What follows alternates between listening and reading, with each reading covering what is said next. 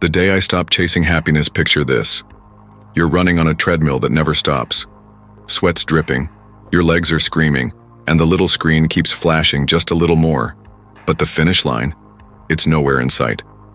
That's what chasing happiness felt like for me, endless, exhausting, and honestly, kind of a scam. We've all been there, right? Scrolling through ads promising the perfect life if you just buy this gadget, land that job, or hit 10K followers. But what if I told you the day I stopped running was the day I actually found something better? Welcome to the Daily Stoic Mindset, where we're digging into Stoicism ancient wisdom that's less about chasing rainbows and more about standing strong in the storm. This is my story, and trust me, it's one you'll want to stick around for. My name's Sarah. I'm 34, live in Denver, and for years I was the queen of the happiness hustle. I grew up thinking life was a checklist. Good grades, dream job, cute apartment, maybe a dog to Instagram. Happiness was the prize, and I was going to get it. By my late 20s, I had a marketing gig that paid decent. A one-bedroom with a killer view, and a golden retriever named Luna who looked great in photos. On paper, I'd made it. But inside, I was a mess. Every promotion left me wanting the next one. Every weekend trip felt too short. Even Luna's wagging tail couldn't shake. This nagging feeling, is this it? I was chasing happiness like it was a carrot on a stick, always just out of reach. Then one day I'm at a coffee shop scrolling X, when I stumble on a quote from this old Roman dude, Marcus Aurelius. Very little is needed to make a happy life. It is all within yourself and your way of thinking. I laughed, yeah, right, easy for an emperor to say. But it stuck with me. What if happiness wasn't out there, waiting in the next paycheck or vacation? What if I'd been running the wrong race? That's when I tripped into Stoicism, and let me tell you, it flipped everything I thought I knew. Let's rewind to a Tuesday that sums it up. I'm at work pitching a campaign to a big client. I'd spent weeks on it, late nights, triple espressos, the works. The client nods, says, "Looks good," and leaves. No confetti, no high fives, just good. I should have been thrilled, right? Landed the deal, nailed the job. But I felt nothing. Empty. I went home, plopped on the couch, and stared at Luna chewing her toy. The happiness I'd chased wasn't there. I'd hit the target and still missed the mark. That's when the treadmill broke, or at least, I decided to step off. Stoicism says happiness isn't the goal. Weird, right? We're sold this idea that life's about feeling good all the time, big smiles, bigger wins. But Marcus, Seneca, and Epictetus, these Stoic heavyweights, they saw it differently. They didn't chase highs. They built something sturdier, peace. Not the fluffy, everything's perfect kind, but the I can handle this kind. Sarah 1.0 would have rolled her eyes. Sarah 2.0, she was curious. So I started small, testing this Stoic stuff in my own messy life. First stop, my job. I loved marketing, creative, fast-paced, but I'd tied my worth to every win. No win, no worth. Epictetus, a guy who went from slave to philosopher, had this line: "You have power over your mind, not outside events. Realize this, and you will find strength." Okay, Epictetus, let's try it. Next pitch, I prepped hard, gave it my all, and when the client shrugged, I didn't spiral. I thought, I did my part. Their reaction's not mine to own. No fireworks, but no crash either. The treadmill slowed down. I wasn't happy in the Hallmark card way, I was steady, and steady felt good. Then there was Luna. She's a pro at living in the moment, chasing squirrels, napping in the sun. I'd watch her and think, why am I stressing about next month's rent when she's just happy with a stick? The Stoics call this living according to nature, not overcomplicating what's simple. I started walking her without my phone, just us and the park. No podcast, no to-do list ticking in my head. Was I happy? Not really the point. I was there, present. The chase faded a little more. But here's the thing, life doesn't let you off easy. Stopping the happiness hunt didn't mean smooth sailing. A storm was coming, and it'd test everything I was learning. Let's see how this Stoic experiment held up when the real stuff hit.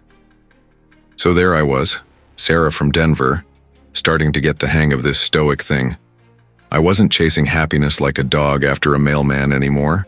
I was finding my footing, focusing on what I could control, enjoying walks with Luna without obsessing over the next big thing. It felt good, like I'd cracked some secret code. But life's got a way of testing you, doesn't it? Just when you think you've got it figured out, the universe says, "Hold my beer."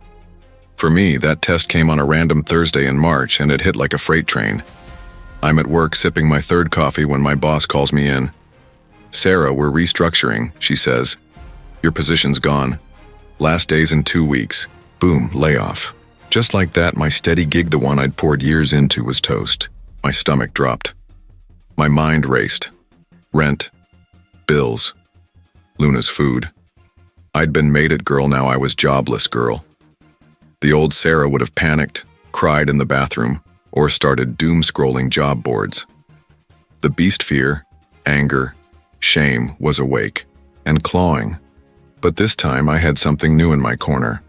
Stoicism. Could it hold up against this? I got home, tossed my bag on the couch, and Luna trotted over, tail wagging like nothing was wrong. I envied her for a second. Dogs don't worry about 401ks. Then I grabbed a notebook, something I'd started doing after reading Marcus Aurelius. He said, "If you are distressed by anything external, the pain is not due to the thing itself, but to your estimate of it. And this you have the power to revoke at any moment." Heavy stuff, but I broke it down. The layoff happened, fact. My freak out? That was my call. So I wrote, "What's in my control here? The job was gone, not mine to fix. My boss's decision? Nope. But my next move? That was on me. I could sulk or I could hustle. I chose hustle.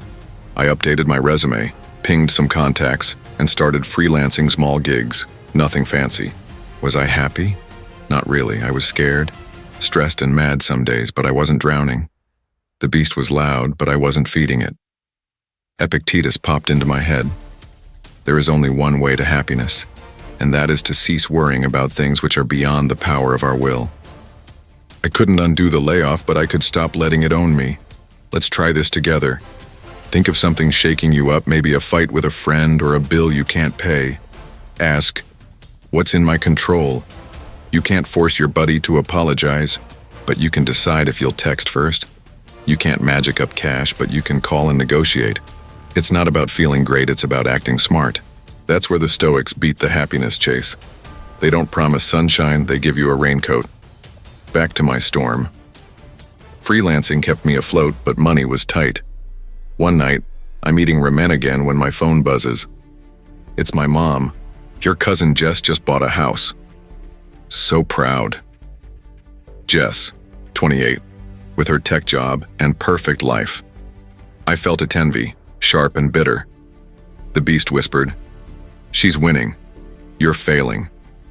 Old Sarah would have spiraled, comparing my ramen to Jess's. Granite countertops. New Sarah? I leaned on Seneca. He wrote, "We suffer more in imagination than in reality." Jess's house didn't make my ramen taste worse, it was my head doing that. So I stopped. I thought, good for her. I've got Luna and a roof. The beast shut up. Not happy, but calm. Then came the real gut punch. A week later, Luna starts coughing, hacking weird coughs. Vet says it's kennel cough, should clear up, it doesn't. Another visit, x-rays, and the word drops. Heart issue, chronic, manageable but not curable. My girl, my rock, might not be around forever.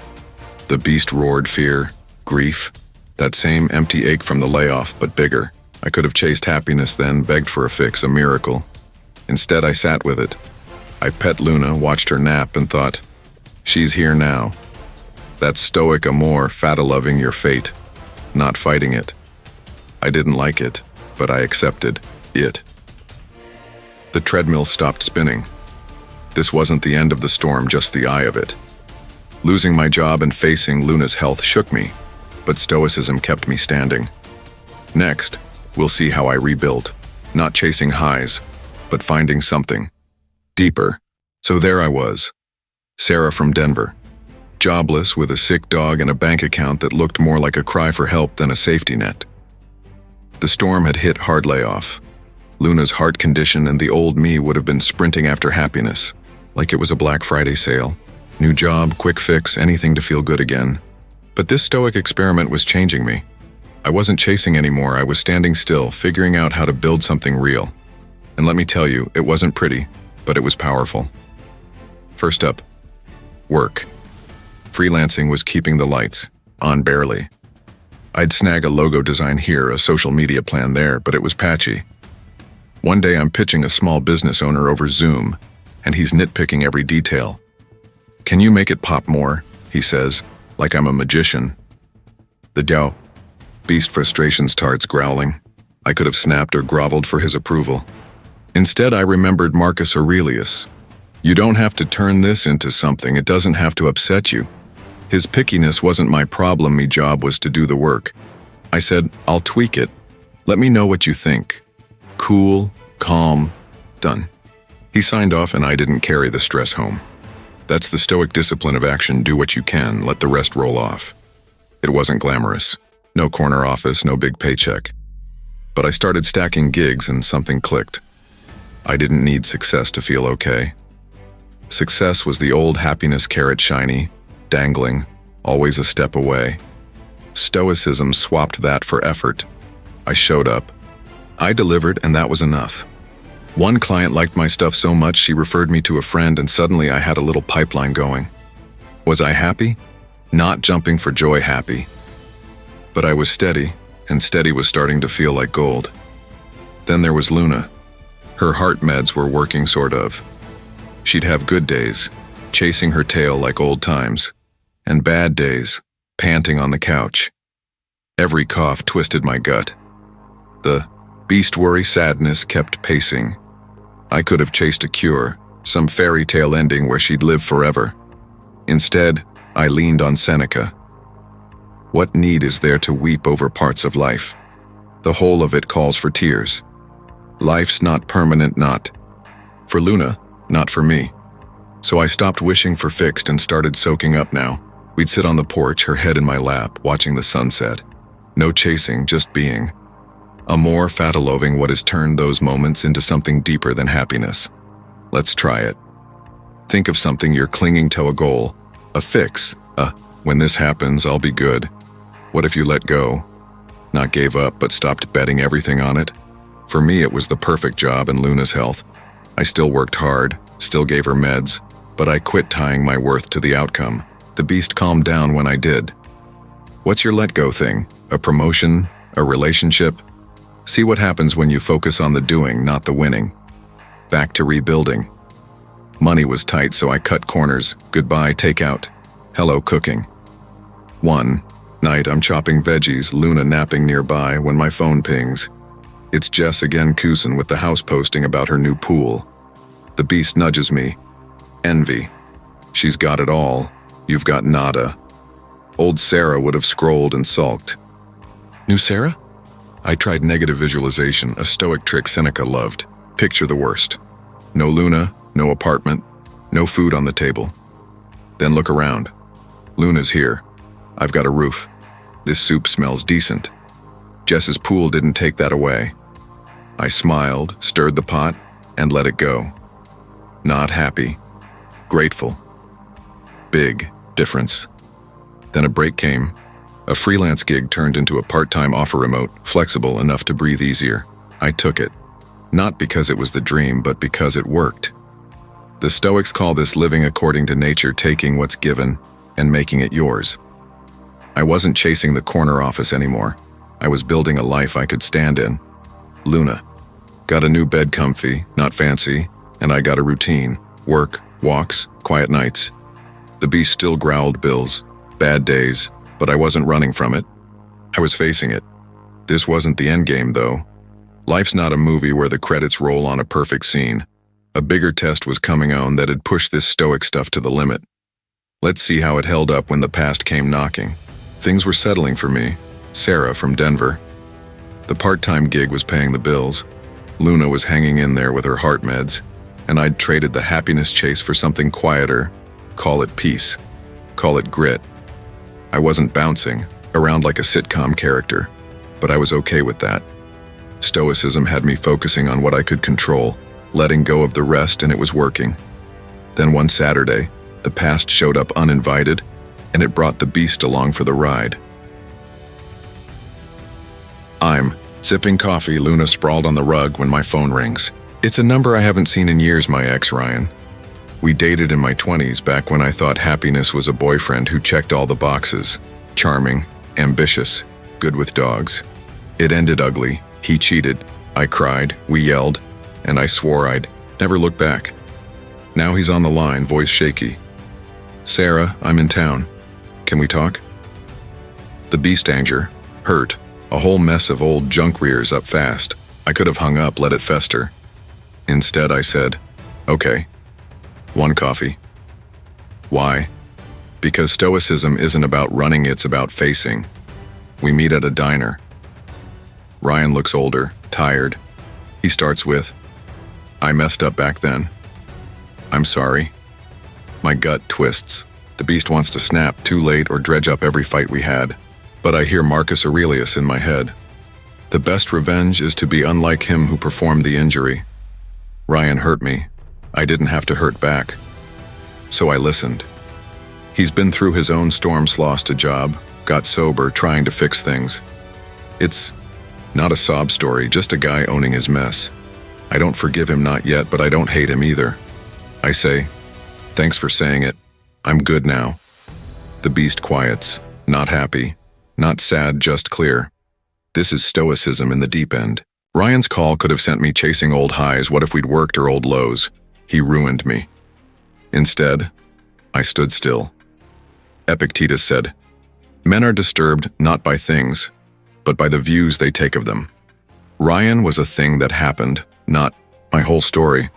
I couldn't control his past choices, but I could control mine now.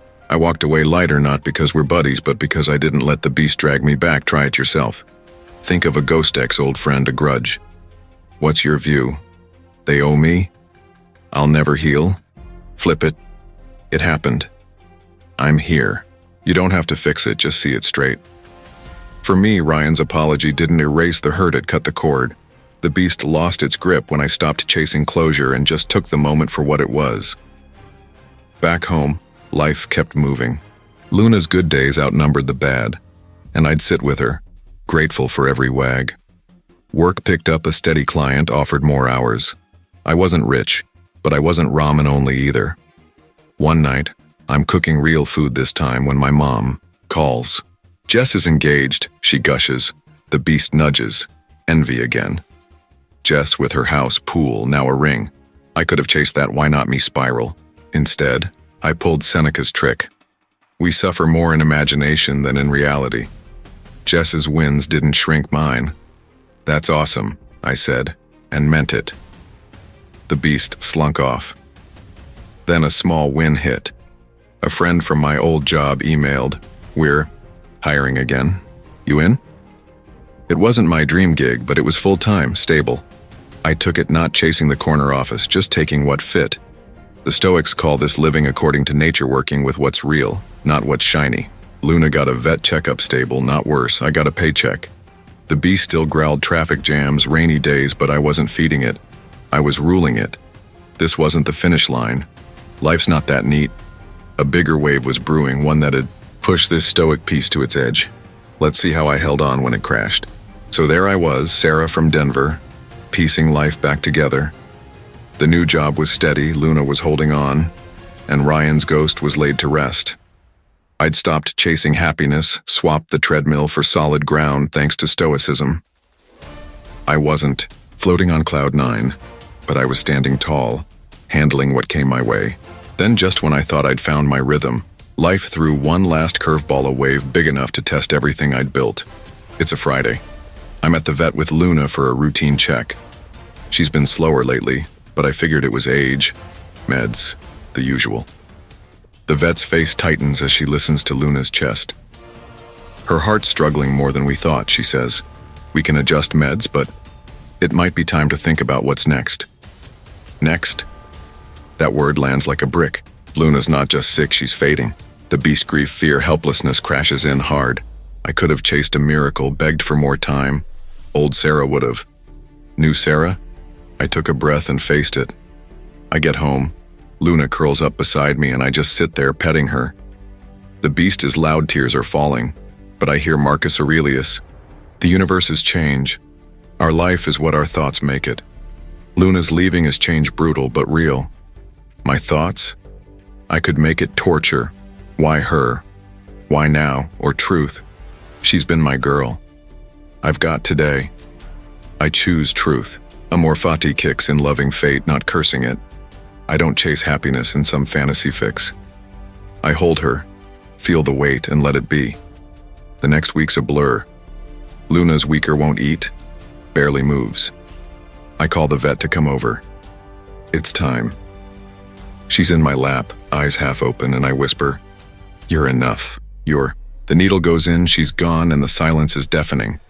The beast howls grief so raw it's physical. I could have chased okay, numbed it with wine, work, whatever.